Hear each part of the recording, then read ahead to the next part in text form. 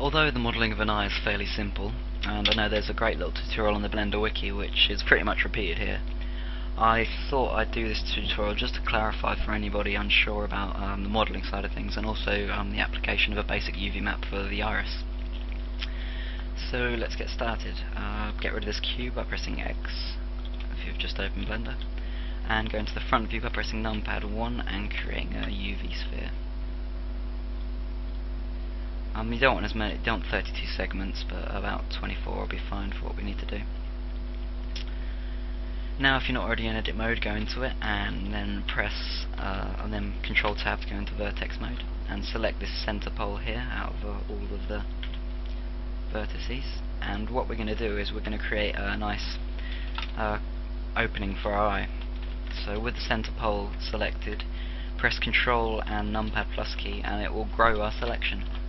And that's about good enough. So now we need to separate this selection, and you can do that by pressing P and then click selected, and now it's a completely separate mesh. Now go into object mode. Sorry, this mouse is playing up a bit, dear me, and select our cornea, which is what it's going to be now, and we're going to move it as an increment along the y-axis. So press G, Y, and you'll see that line will come up, so it's constrained to the y-axis.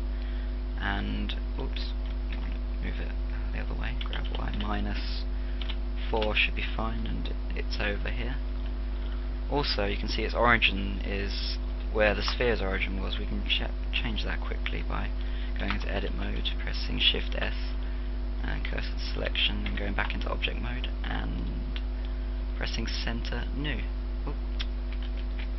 Center new, there we go, center cursor.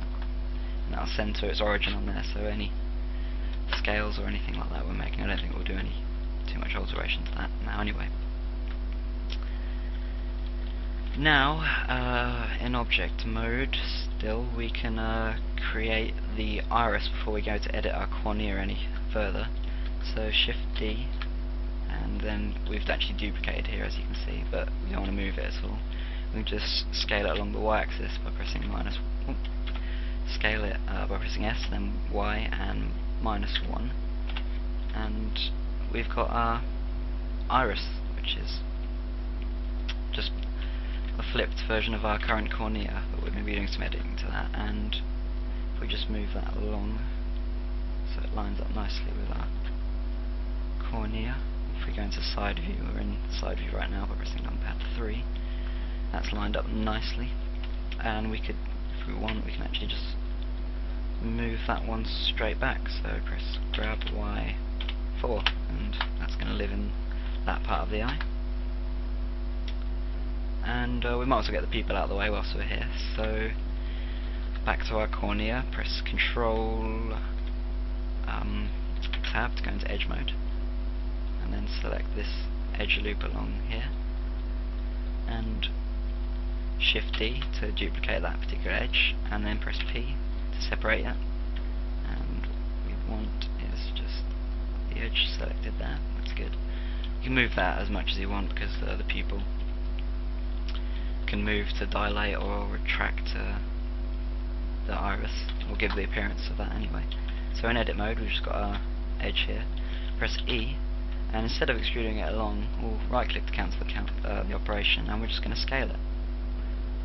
And we can that's not too important really, the geometry here, so we'll just collapse it instead of making any more geometry by pressing Alt and M and merge at center. And now we've just got a nice simple disc for our pupil.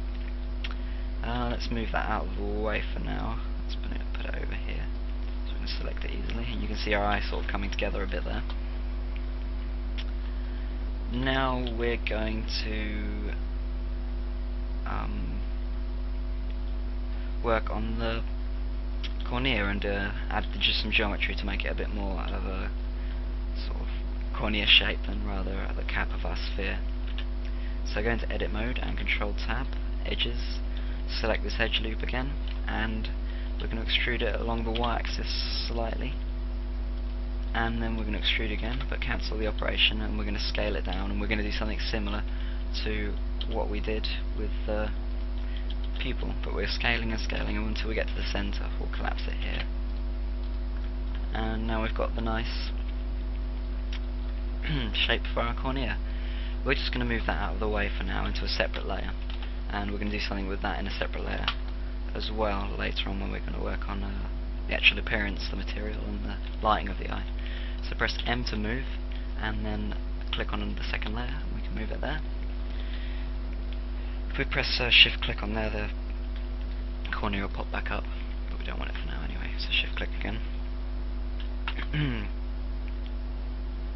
So now we've got most of the modelling out of the way, we can start adding the materials and finally a texture to our iris. The actual eye white material, this part here, is fairly simple. Let's just set smooth that to make it smoother. So going to the material panel, or the shading panel, by pressing F5 or clicking, and I'm just going to zoom in a bit, there we go, and go to add new, and we're going to call that material eye white. And obviously we're going to pick our colour for our material, which is going to be white. And when we go to the shaders here, Pictorial will be fine for what we're doing. And we're going to want a very high specular value. We might as well just put it on pretty much full. And we want another quite a hardness value. You can see the results there. That's fine. Might as well make it completely. Not 0.9 will be fine for the reflection there. And that's pretty much it for our eye white. And the pupil is a very simple material, so just go to add new, call it pupil, and we just have to click this button here, which will make it so it's not affected at all by that shadow. You saw that it becomes like a matte colour there completely, and we'll just choose a black colour for it, and that's our pupil completely sorted out. And might as well set smooth the iris as well. Now for the iris, we'll leave the material for now. We're just going to actually map a image that's been made in a previous tutorial, on the iris texture tutorial, onto it using UVs. So with the iris selected, going to face select mode, and we've got it all selected. You can see, you can just about see it's pink there. And then split the screen by putting your mouse over the edge of the window here, right clicking, split area, then making it so it takes up about half the screen, and then selecting UV editor in the window panel, and you can see there are UVs there. Just press U to unwrap and add a CM UV unwrapping. This will be fine, and it turns out just like that, and that's pretty much sorted. If you can download the iris file off the website of spaghettimoon.co.uk, or you can make your own using the tutorial by going to image, open, and then navigating to it. I've already got it here, just like that. And to move and scale our UVs, just press L whilst your mouse is over it, which means select link, and press S to scale, then G to move and center it pretty much. And there you go, with your UVs nicely lined up to the iris on our texture map. That should be fine, and now we're just going to add the final material to our iris, and then finish up the cornea with some lighting. So actually we don't even need that anymore, so join areas. Right click and join area there, and we're already in the shading panel. So go to add new material, we'll call this one iris. Before we do anything, we're going to click this button here, which is a text face, which means that it will take into account the image that we've just mapped our UVs to, instead of just the colour of the material. We don't really need to worry about that at all. What we do need to worry about is the specular values, the shaders.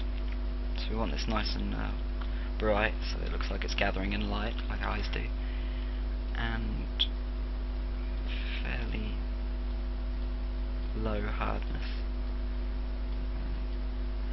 It's really a matter of preference, we can tweak it later, but it's a fairly simple bunch of shaders for the iris. Now we're just going to finish up on our cornea. So let's shift right click onto the second layer, then select in object mode, select our in fact we could go into texture mode. You might be able to see a preview of our we're in UV face, sorry, UV face select mode, wrong one. No, we can't really see anything there. There's not enough light really. Anyway, let's go to solid mode so we can see what we're doing. Now we're just going to move this cornea back. Set smooth it quickly as well. There we go. So G, Y, I think it was 4. Was it 4 or 3? G, Y. That's 4. So grab Y, grab and then constrain it on the y-axis, and then press 4. And that is our eye pretty much sorted out. Selection and just see so we can center on that part of the image, the 3D viewport even.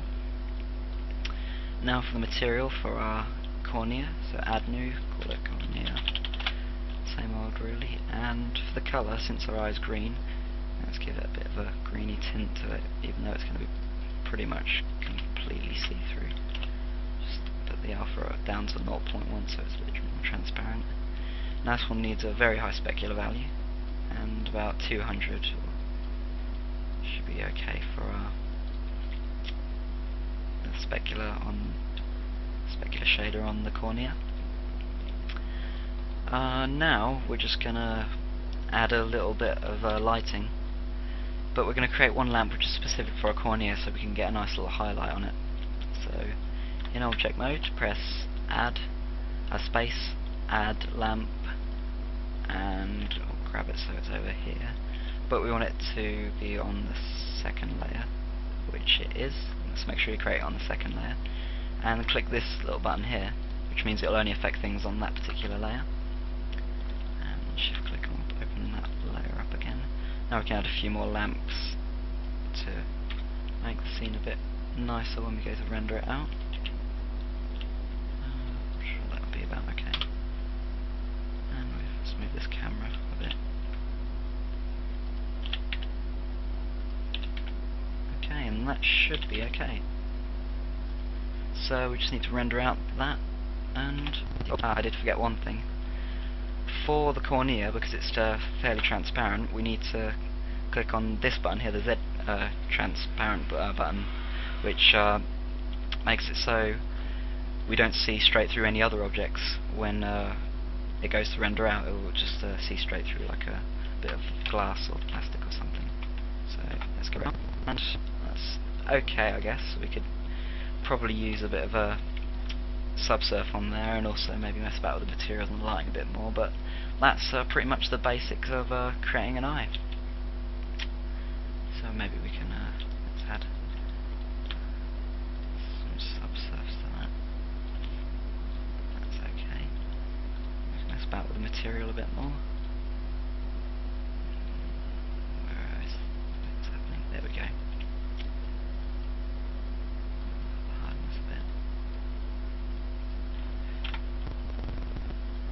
That's okay. We might want to get rid of one of the lights because we've got quite a lot of specular highlights there. But that's pretty much it. I hope you found this tutorial helpful, and thanks for watching.